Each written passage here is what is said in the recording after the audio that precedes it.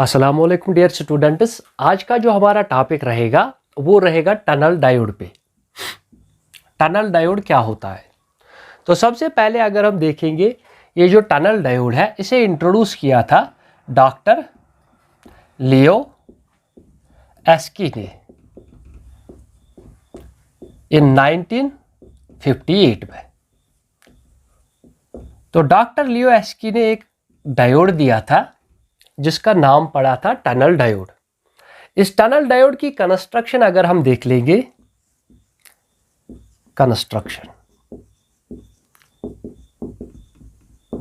तो सबसे पहले अगर हम देखेंगे एक हाई कंडक्टिविटी डायोड होता है, यानी कि हाई कंडक्टिविटी होती है इसकी, हाई कंडक्टिविटी डायोड, यानी कि कंडक्टिविटी इसकी ज़्यादा होती है। दूसरा क्या होता है, इसमें हैवीली डोप्ड होता है, हैवीली डोप्ड, यानी कि जो डोपिंग कंसंट्रेशन होती है टनल डायोड में वो 1000 टाइम्स ज़्यादा होती है, 1000 times maximum as compare to, अगर हम इसे कंपेयर करेंगे ऑर्डिनरी डायोड से। जो हमारा ऑर्डिनरी पीएन जंक्शन डायोड होता है उसके हिसाब से इसकी डोपिंग जो होती है वो 1000 टाइम्स ज़्यादा होती है। तो जिस वजह से, यानी कि due to this heavily doped property, heavily doping से क्या होता है इसमें, तो 3 तरह के प्रॉपर्टीज आती है इसमें, यानी कि number first, due to this heavy doped जो 1000 टाइम्स ज़्यादा होती है as compare to ordinary PN diode से, तो सबसे पहले जो डेप्लीशन लेयर होती है वो रिड्यूस होती है, इट रिड्यूसेस डेप्लीशन लेयर, यानी कि जो डेप्लीशन लेयर होती है डायोड में, यानी कि अगर हम यहाँ से एक पीएन जंक्शन डायोड लेंगे, रहा पी और ये रहा एन, ये जंक्शन इसका, तो जो इसकी डेप्लीशन लेयर होती है जिसमें इमोबाइल चार्ज कैरियर्स होते हैं, तो उसकी थिकनेस बहुत कम होती है। किस वजह से? हैवीली डोपिंग की वजह से इसकी ये रिड्यूस कर रहा है डेप्लीशन लेयर को। कहाँ तक रिड्यूस कर रहा है कि ये अप्रॉक्सीमेटली होती है 0.00001 मिलीमीटर्स, यानी कि डेप्लीशन लेयर जो होती है ये रिड्यूस होती है यहाँ तक, इतने मिलीमीटर्स तक रिड्यूस होती है। तो दूसरा क्या होता है इस हैवीली डोपिंग की वजह से, कि जब हम इसके वीआई कैरेक्टरिस्टिक्स पढ़ेंगे इस टनल डायोड के, तो एक नेगेटिव रेजिस्टेंस सेक्शन मिलेगा हमें, यानी कि नेगेटिव रेजिस्टेंस देता है हमें, सेक्शन मिलेगा हमें, कहा वीआई कैरेक्टरिस्टिक जब हम इसके पढ़ेंगे तो वहाँ हमें एक नेगेटिव रेजिस्टेंस मिलेगी। तो तीसरा जब हम देखते हैं कि क्या करता है ये हैवी डोपिंग की वजह से, इसमें थर्ड प्रॉपर्टी कौन सी आती है, तो अगर हम तीसरी प्रॉपर्टी देखेंगे नंबर थर्ड, तो जो हम ब्रेक डाउन यानी कि रिवर्स वोल्टेज जो होती है, यानी कि जब हम एक डायोड को ऐसे कनेक्ट कर रहे हैं कि सच दैट पॉजिटिव टर्मिनल हो नेगेटिव टर्मिनल ऑफ बैटरी के साथ, यानी कि जो P हो वो नेगेटिव टर्मिनल ऑफ बैटरी के साथ कनेक्ट हो, दैट इज अगर इसे हम नेगेटिव टर्मिनल ऑफ बैटरी से ज्वाइन करेंगे और N को किससे करेंगे, पॉजिटिव टर्मिनल ऑफ बैटरी से, तो तब जाके एक रिवर्स बायसिंग मोड में आता है। तो जो रिवर्स बायसिंग होती है, यानी कि ब्रेक डाउन वोल्टेज जो होती है, रिवर्स ब्रेक डाउन वोल्टेज,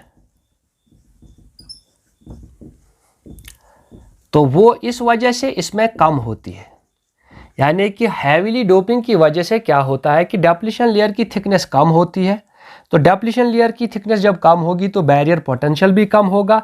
तो अगर हम इसे ऐसे ज्वाइन कर लेंगे तो ब्रेक डाउन वोल्टेज, यानी कि जिसके जो कोवलेंट बॉन्ड्स होंगे कहाँ पे, डेप्लीशन लेयर में, वो एब्रप्टली ब्रेक डाउन होते हैं और हमें ह्यूज अमाउंट ऑफ करंट मिलता है।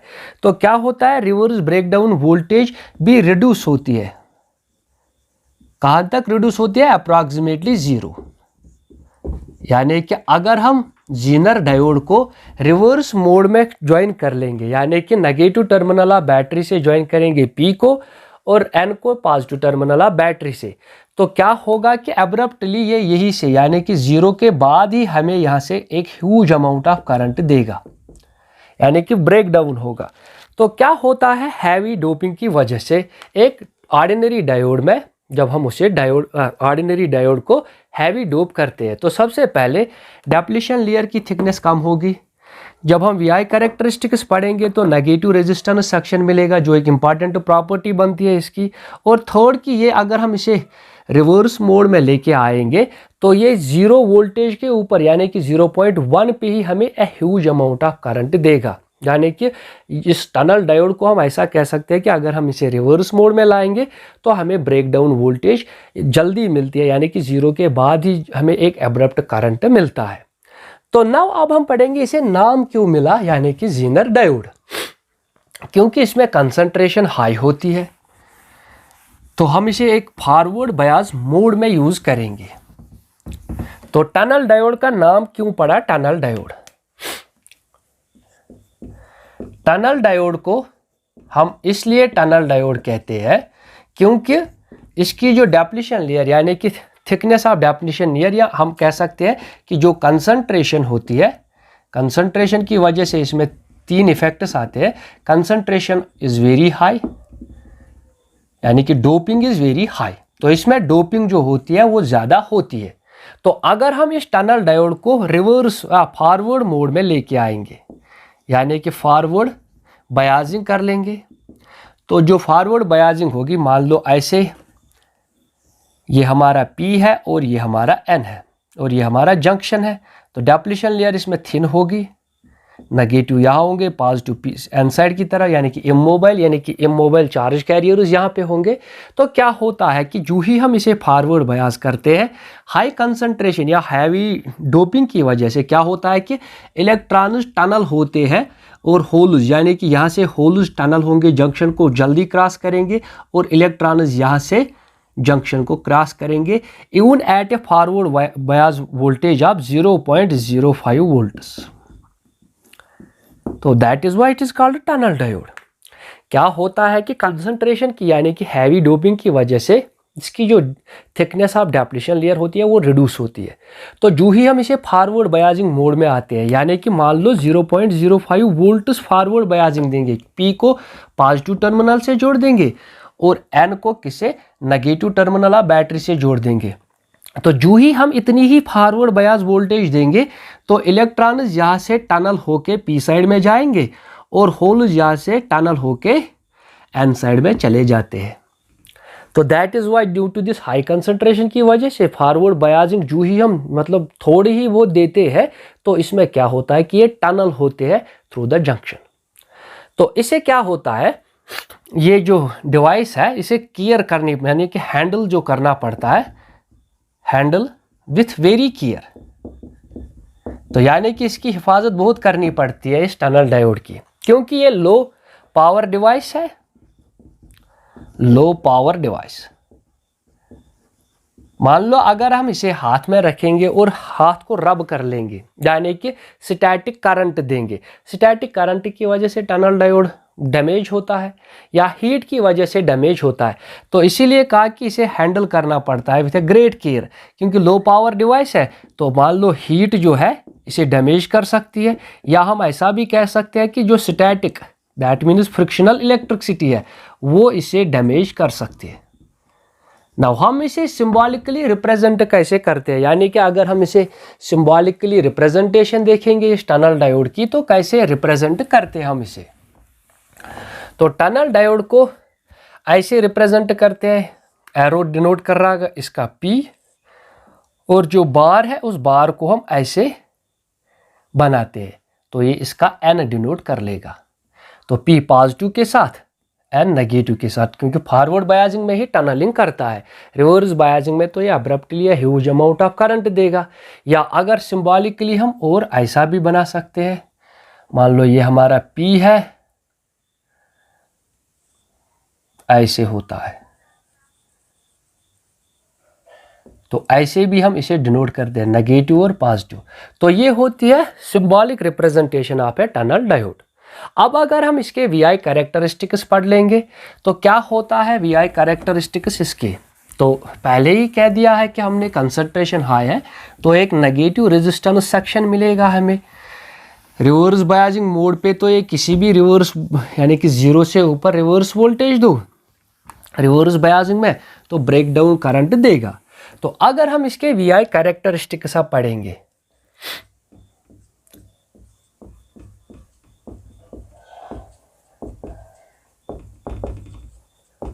तो VI कैरेक्टरिस्टिक्स क्या होंगे, हम इसे वोल्टेज देंगे, फॉरवर्ड वोल्टेज, ये रही हमारी वोल्टेज यानी कि इनपुट। तो क्या मिलेगा हमें यहाँ से करंट।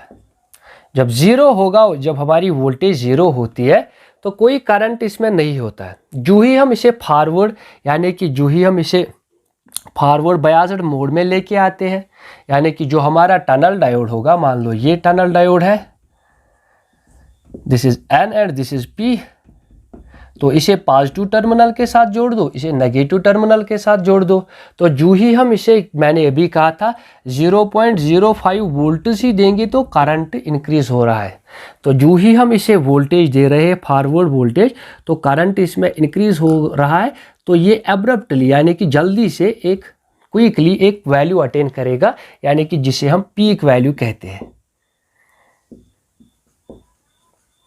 जो ही हमने क्या किया कि हमने इसकी फॉरवर्ड वोल्टेज जो इंक्रीज की, मान लो 0.05 वोल्टेज दी, तो ये जो इसका करंट होता है तो ये क्विकली इंक्रीज हो रहा है, एक पीक वैल्यू अटेन करता है।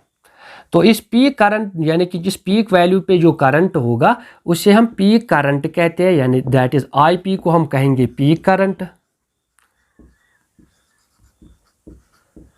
तो जो कारस्पॉन्डिंग वोल्टेज होगी उसके वक्त उसे VP यानी कि पीक वोल्टेज कहेंगे। तो जो ही क्या किया हमने फॉरवर्ड बायसिंग की, तो इलेक्ट्रॉन्स और होल्स जंक्शन के इर्द गिर्द टनल हो गए, तो क्विकली इन्होंने एक अटेन वैल्यू किया, एक मैक्सिमम वैल्यू जिसे हम पीक वैल्यू कहते हैं। अब हम जब इस पीक वोल्टेज यानी कि आफ्टर पीक वोल्टेज क्या होगा, आफ्टर VP, जब पीक वोल्टेज इंक्रीज, उससे ज़्यादा हम वोल्टेज इंक्रीज करेंगे तो करंट में क्या होता है, तो करंट स्टार्ट डिक्रीजिंग। तो इसमें current start decreasing decreasing decreasing एक मिनिमम वैल्यू अटेन करता है। तो उस करंट को हम कहते हैं IV, that is valley current, that is valley current.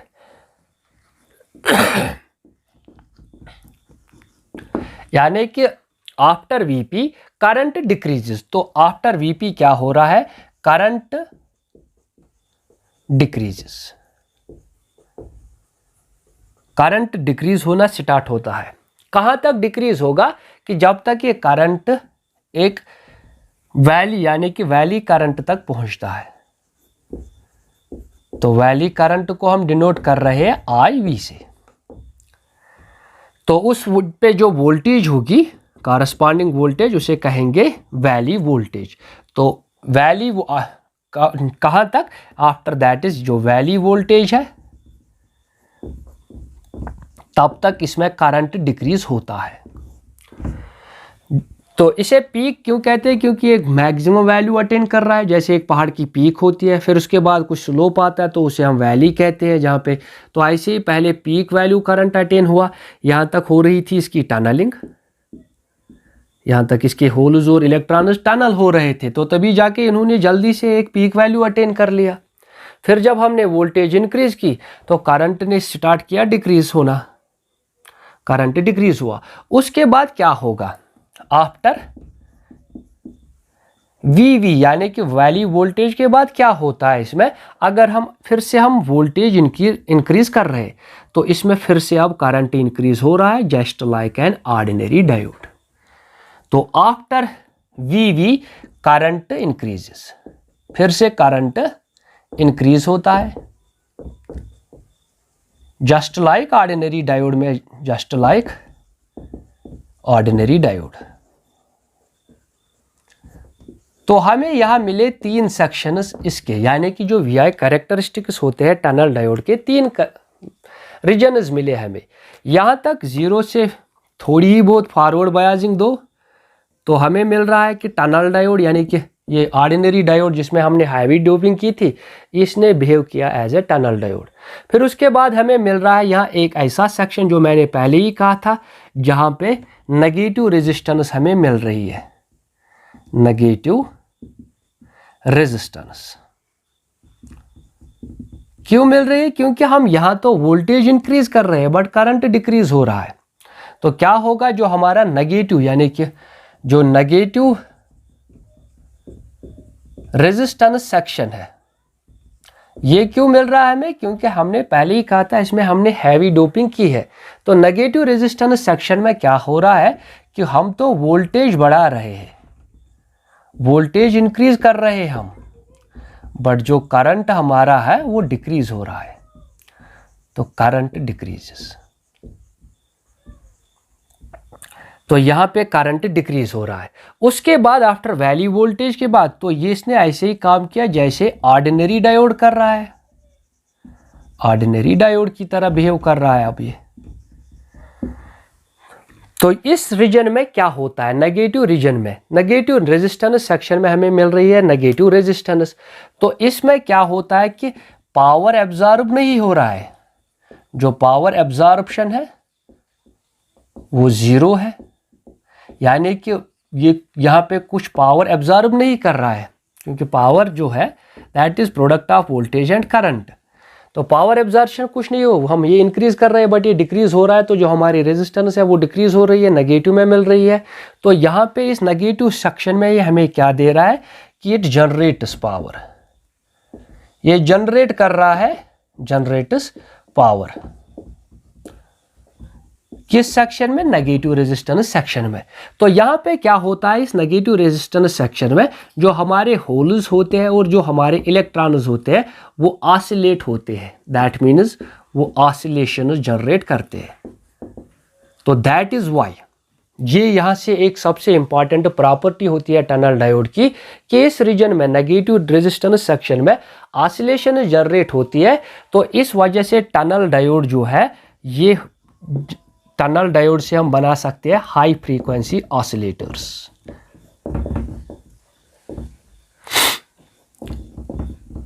तो हाई फ्रीक्वेंसी ऑसिलेटर्स जनरेट कर सकते हैं हम टनल डायोड से। कैसे?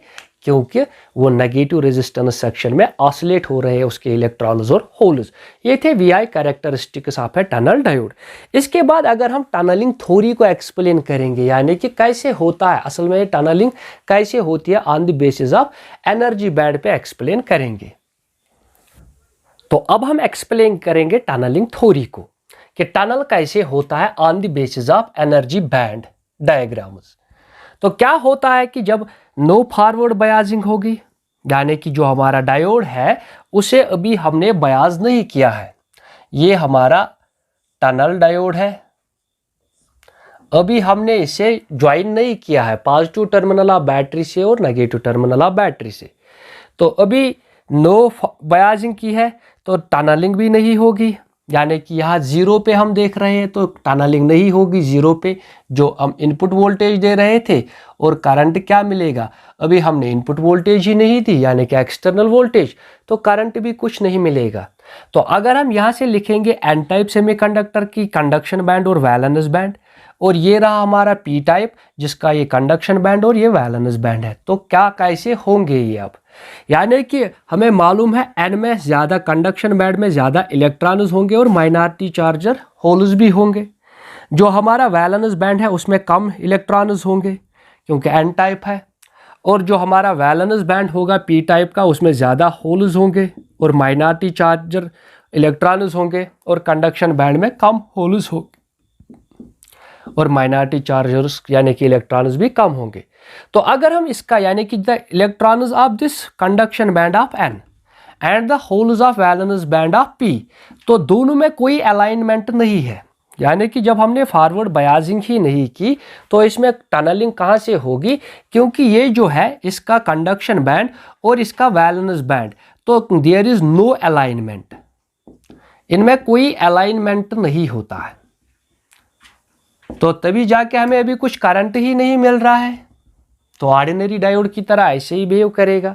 जो ही हमने कहा था अभी, हाई डोपिंग की वजह से क्या होता है कि जो ही हम स्मॉल फॉरवर्ड बायसिंग देंगे, मान लो आप पी टाइप को हमने पॉजिटिव टर्मिनल से ज्वाइन किया, एन को नेगेटिव टर्मिनल से ज्वाइन किया, ये पी और ये एन, अगर हम ये voltage V is equal to 0.05 volt ही देंगे तो क्या होगा एनर्जी बैंड इसका। तो अभी ग्राफ में हमने देखा था कि ये करंट क्विकली इंक्रीज हो रहा है अपने पीक वैल्यू तक, तो पीक वैल्यू ऑब्टेन करेगा। कैसे होगा, जो ही हमने स्मॉल फॉरवर्ड बायसिंग दी तो टनलिंग स्टार्ट हो गई। क्या होता है कि जो एनर्जी बैंड्स होते हैं, जो एन का कंडक्शन बैंड होता है और जो पी का वैलेंस बैंड होता है, वो दोनों एक ही अलाइनमेंट में आते हैं, यानी कि दोनों एक ही अलाइनमेंट में आते हैं कि इलेक्ट्रॉन यहाँ से जा सकते हैं और होल्स यहाँ आते हैं। तो जो ही हमने क्या किया, स्मॉल फॉरवर्ड बायस किया, तो एनर्जी बैंड डायग्राम में क्या कहेंगे हम कि जो कंडक्शन बैंड एन का है और जो वैलेंस बैंड पी का है, तो उनमें एक अलाइनमेंट आता है। तो उस अलाइनमेंट की वजह से करंट इंक्रीज होता है quickly towards a peak value. इसका जो कंडक्शन बैंड है और इसका जो वैलेंस बैंड है, उनके साथ इस वक्त कुछ नहीं है, बल्कि conduction band of N and valence band of P, तो वो एक अलाइनमेंट है। तो इलेक्ट्रॉन्स और होल्स को कोई काम नहीं होता, मतलब ज़्यादा एनर्जी नहीं लगती है कि इस डिप्लीशन लेयर को वो पार करे, तो इस वजह से टनलिंग होती है। अब क्या होता है उसके बाद, तो ये एनर्जी डायग्राम में हम कहेंगे कि एन का जो कंडक्शन बैंड और पी का जो वैलेंस बैंड है वो एक ही अलाइनमेंट में आते हैं, तो इलेक्ट्रॉन्स और होल्स को ज़्यादा एनर्जी नहीं लगती है कि to cross this depletion layer. उसके बाद क्या होता है फिर से, अब अगर हमने देखा कि अब करंट डिक्रीज होगा। कैसे करंट डिक्रीज होगा कि जो ही हमने बायसिंग इंक्रीज की, यानी कि फॉरवर्ड बायसिंग हमने अब इंक्रीज की, तो क्या होता है कि ये जो कंडक्शन बैंड होता है एन का और जो वैलेंस बैंड होता है पी का, उनमें फिर से अलाइनमेंट ब्रेक डाउन होता है, फिर से अलाइनमेंट ब्रेक डाउन होता है, अलाइनमेंट ब्रेक्स डाउन। तो जब अलाइनमेंट ही नहीं रहा इन दोनों में, तो ये जो इलेक्ट्रॉन्स है यहाँ जाएंगे और ये जो होल्स है यहाँ आएंगे, जिसकी वजह से ये यहाँ आते हैं और ये यहाँ जाते हैं, और जिसकी वजह से करंट डिक्रीज होता है, क्योंकि ये तो कहीं नहीं पहुँच सकते हैं और ये भी कहीं नहीं जाते हैं। तो जिस वजह से क्या होता है, ये करंट नहीं मिल रहा है और ना ही ये इलेक्ट्रॉन्स का करंट मिल रहा है, तो जिस वजह से करंट डिक्रीज हुआ, तो इस रीजन में करंट डिक्रीज होगा। उसके बाद क्या होता है, जब हम उसके बाद वैली करंट के बाद, यानी कि वैली वोल्टेज से ज़्यादा वोल्टेज इंक्रीज करते हैं, तो ये ऐसे मिलते हैं फिर से कि ऑर्डिनरी, यानी कि इसकी जो लेयर्स होती है कि ये इलेक्ट्रॉन्स अब वैलेंस बैंड और कंडक्शन बैंड के फिर से ऐसे थर्मली, यानी कि उस पोटेंशियल की वजह से अब एक्साइट होना शुरू होते हैं, उन्हें इतनी एनर्जी मिलती है, तब जाके ये फिर से एक ऑर्डिनरी डायोड की तरह बिहेव करता है। तो यहाँ से ये ऑर्डिनरी डायोड की तरह बिहेव करेगा, क्योंकि फिर थर्मली या उस पोटेंशियल की वजह से, जो एक्सटर्नल पोटेंशियल होती है, इलेक्ट्रॉन्स और होल्स को एनर्जी मिलती है कि ये एक दूसरे, यानी कि कंडक्शन बैंड और वैलेंस बैंड आपस में फिर से इनके होल्स और इलेक्ट्रॉन्स मूव करना शुरू होते हैं। तो यहाँ पे इसका करंट डिक्रीज होता था जो ही हम वैली तक पहुँचते हैं। वैली के बाद फिर से ये ऑर्डिनरी डायोड की तरह बिहेव करता है। तो ये था हमारा टनल डायोड कि किसने इंट्रोड्यूस किया, क्या कंस्ट्रक्शन होती है, कैसे हम इसे बनाते हैं। तो सब कुछ किस वजह से होता है, इसमें सब कुछ हाईली डोपिंग की वजह से होता है और हाई कंडक्टिव की वजह से।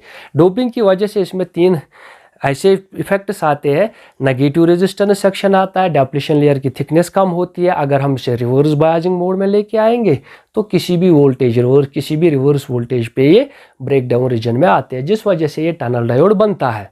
तो तब जाके हमने देखा कि ये नेगेटिव रेजिस्टेंस सेक्शन जो इसका होता है, उससे हम ऑसिलेटर कैसे जनरेट कर सकते हैं, हाई फ्रीक्वेंसी ऑसिलेटर। और फिर हमने एक्सप्लेन की कि टनलिंग थ्योरी क्या होती है, कि on the base of energy band असल में होता क्या है कि जब स्मॉल फॉरवर्ड बायस मिलती है इसको, तो वैलेंस बैंड और कंडक्शन बैंड एन और पी का एक अलाइनमेंट में आते हैं, जिस वजह से उन्हें ज़्यादा एनर्जी नहीं चाहिए कि to cross this depletion layer. तो उस वक्त एक ह्यूज अमाउंट ऑफ करंट बनता है, जैसे ही क्विकली कहाँ पीक वैल्यू पे चला जाता है, जिस रीजन में ये खुद को टनलिंग डायोड बिहेव कराता है। तो इसे हैंडल करना पड़ता है ग्रेट केयर से, क्योंकि ये डैमेज होता है स्टैटिक इलेक्ट्रिसिटी की वजह से और हीट की वजह से। तो ये था यहाँ तक टनल डायोड। उम्मीद करते हैं कि आपको अच्छे से समझ में आया होगा। अगर कहीं पे भी कोई डाउट हो तो कमेंट्स में कह देना।